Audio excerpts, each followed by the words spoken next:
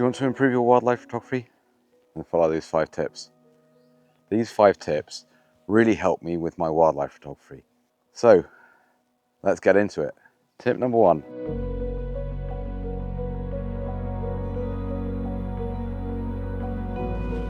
So I've been doing wildlife photography now pretty seriously for about the last 5 years, since about 2020. And at first we found it not a struggle, but just finding wildlife was probably the biggest issue we found, and we'd travel miles and miles and miles. So the first tip 1, I would say, is stay local. Try and stay local. When you're first beginning wildlife photography or any photography, you want to get out with your camera as much as possible. So definitely utilize what natural spaces you've got close to you, say a park, if you're in a city, or a river, or even a canal, and just take photos of anything that you think is nice. It doesn't have to be a major species like an owls or peregrine falcons or anything like that. Just go for any birds, any mammals that you can see. I mean, if you see mammals in the UK, it's going to be pretty special. But yeah, definitely try and stay local. By staying local, you definitely have more enthusiasm for getting out. I mean, you're not driving long distances. I mean, we would drive, when we started, all the way down to Ham Wall, the RSPB Reserve, and then up to Slimbridge and places like that. So an hour's drive each, and we totally ignored our local area. But now that we've got comfortable with our wildlife photography, we are exploring our local area, and I wish I'd done it at the start, because we found, I mean, within probably half an hour's drive of the house, we found at least 4 different barn owl spots, and we found tawny owls, and there's even beavers in the local area, which we haven't managed to see yet. But just even going down to the local park, there's kingfishers down there. So do stay local. It will help your photography because you'll want to get out more. You won't see it so much as a faff to get going. So yeah, that's my first tip.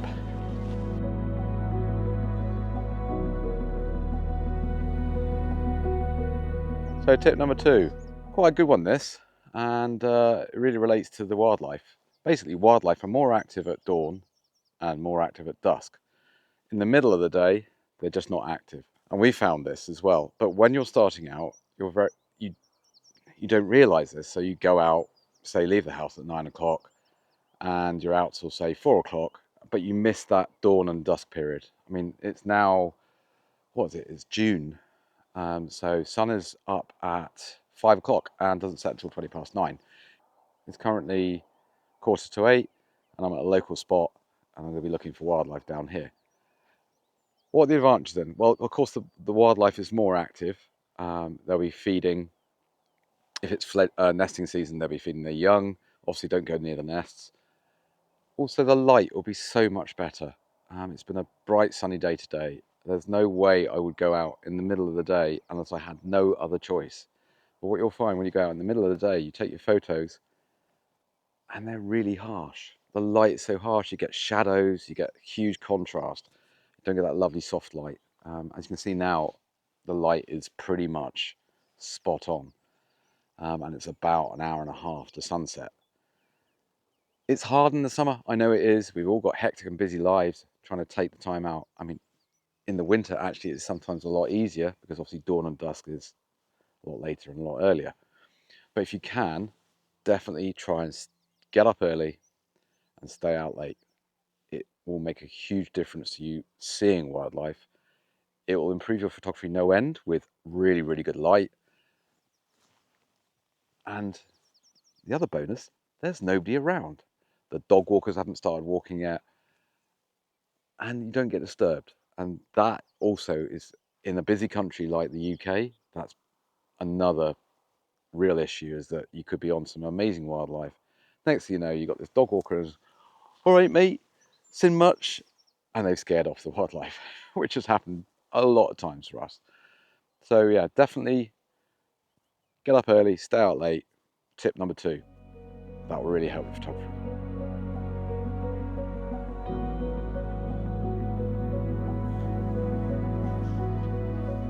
Tip number 3. Don't overcrop your photos. I know this is a funny bit of advice. You're probably thinking, what do you mean? Well, When you take a photo, obviously a digital photo, it's so many pixels by so many pixels. Now, if your subject is very small in the photo, the temptation is to use the crop and crop right into it so you can see the subject nice and clearly.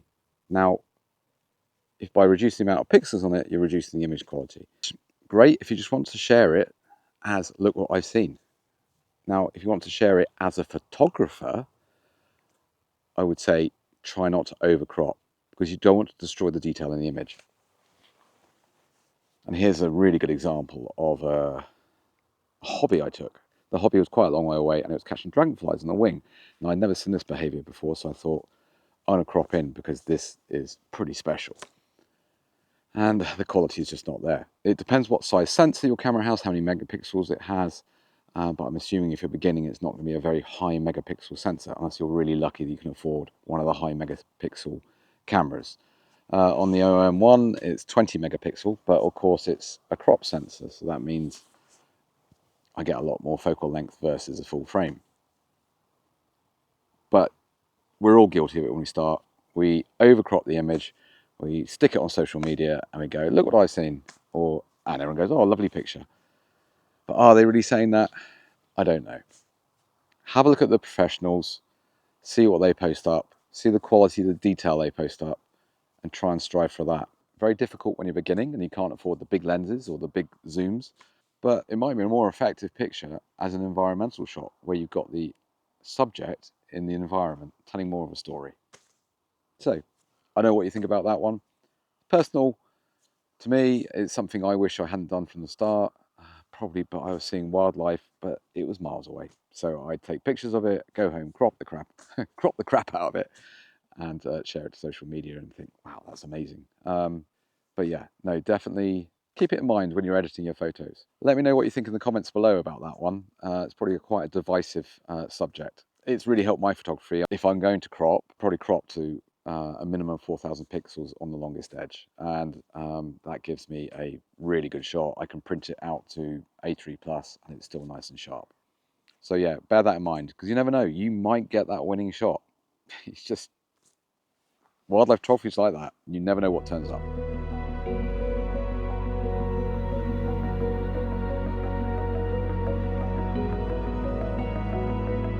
On to tip number 4.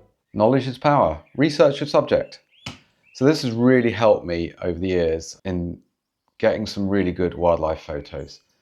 And you might think, oh, what's this got to do with cameras? Well, researching your wildlife subject is very important. I use these books, the RSPB Spotlight ones. We've got owls, hares, puffins, otters, badgers, foxes, and many more actually, and otters. They're a really good set of books. They've got a lot of information about the subject and their behaviour, what times they're active, be it nocturnal, dawn or dusk, crepuscular, and their habitat, where you're likely to see them. I think they even give a few locations in there, mainly obviously nature reserves. It's a very good way of researching a subject. Of course, the other way is to look online. Google, nowadays, incredibly powerful search engine. You can research your subject, you can type in, say, where to find owls, when does an otter feed, so what is the habitat of peregrine falcons, for example. The online resources that are available to us wildlife photographers nowadays is just limitless. One of the top tips I would say also is to research your local area. Now, be it Facebook groups, wildlife photography groups, and even just the local community groups. Some people put up photos on the local community groups, and you never know, it might be that subject that you're particularly after. Word of warning about Facebook groups and other social media such as Instagram. If you see photos up there of the subject you want, try not to ask the photographer the location. 9 times out of 10, you won't get the location out of them, especially for sensitive subjects such as owls. But there is another way of finding out where wildlife is in your local area, specifically birds. As you know, the UK is mainly birds. We have quite a few mammals, but they are very well protected. people don't give out the locations, and specifically hares, badgers, just because of the persecution that potentially that could be brought by giving out locations. But birds, definitely, birders, there's a huge network of daily blogs around the country and worth Googling. Say, for example, I live in Bristol, which used to be the county of Avon. And if you Google Avon bird sightings, you'll see that there is a daily blog, Avon bird sightings blog. Gives you all the birds that have been seen each day, and generally the sort of rough location as well. So you can use that as a good guide to where your chosen subjects are. But also, a slight caveat with birding groups and birding Facebook groups is that they will report a sighting and it might be quite a long distance off. So it might not guarantee you good photographic opportunities, but it's always worth the risk. If you want to do some trips around the UK, another good resource I recommend is this book, Photographing Wildlife in the UK by Andrew Marshall. I'll put a link in the comments below to this book. We found it an absolute excellent resource. We went to Bempton Cliffs, we went to Mull. He gives very good information about where to go, what time of year to go. Yeah, just a brilliant book. I do recommend you get this book. Other resources online, not in this country so much. eBird is absolutely amazing in the United States. I don't know about other countries. Over here, it's not as well utilized. It seems to be more bird guides over here. Bird guides, you do have to pay a subscription fee too. But yeah, again, obviously it's another birding resource. But if you're after that particular subject, definitely worth having a look at. And I'll put all the links to these websites in the comments below. But yeah, getting to know your subject is really key to wildlife photography. It gives you that extra bit of knowledge. Say, for example, when we found some hares locally, we knew by reading the book and looking online that wind direction is paramount for hares. Because you've got to be, let me get this right, because I might get this wrong. You've got to be downwind of the hare so that your smell doesn't blow towards the hare. Now, hares have very sensitive smell, and you don't want, they will smell you. Basically, they'll smell a human and they will just go to ground or run away. And we put this to good practice. We knew the location where we were. We could only go in on one side. So we waited for it to be westerly winds. Absolutely perfect. We're getting really good shots. They were just starting to box, and then the wind changed to easterly winds for 2 weeks, which was a big disappointment because we were hoping to get the really, really good boxing shots, which we never did.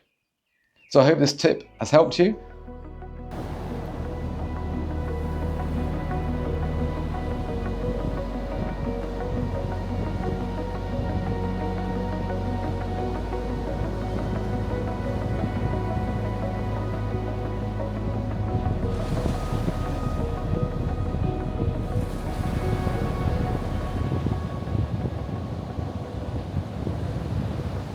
Tip 5, get down and dirty, get low to your subject.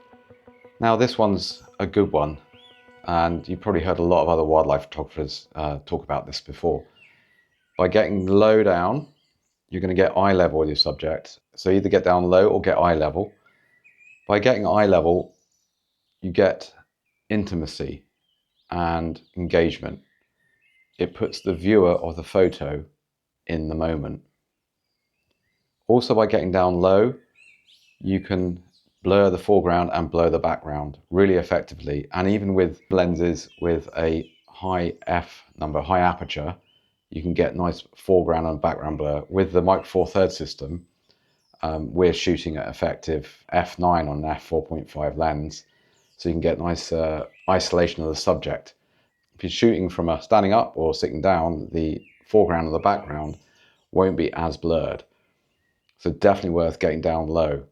I did this when I was out in Cape Verde on a work trip. By lying on the beach, I got nice foreground and background blur and subject isolation, as the example in this photo. How does it look? Well, here's some video. I went down to the local duck pond in my local park and thought I'd just give you some examples of how different the photos can look. So here's some shots I shot from sort of standing up, As you can see, there's no real subject isolation. It's just a duck on a lovely green water though. And then I got down low and took some shots.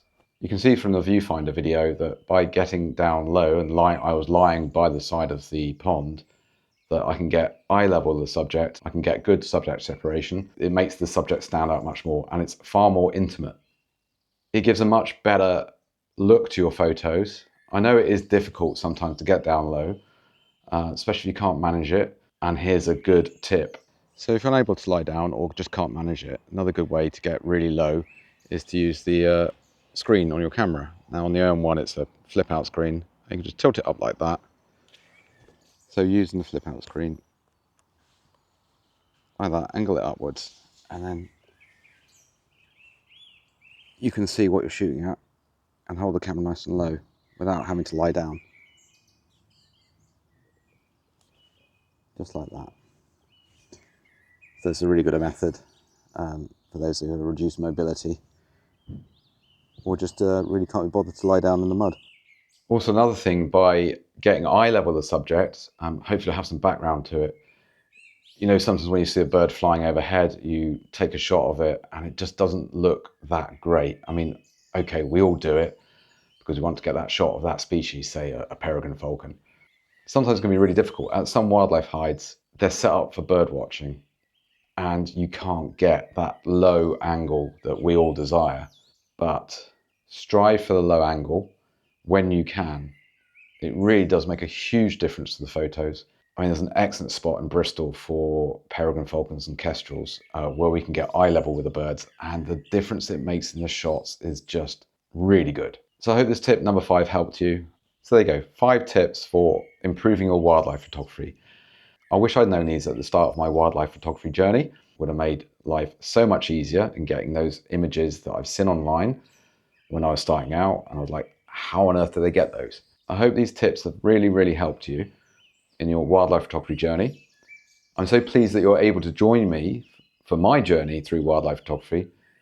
Please do subscribe for more adventures, vlogs, tips, and I really appreciate you joining me. Thank you very much.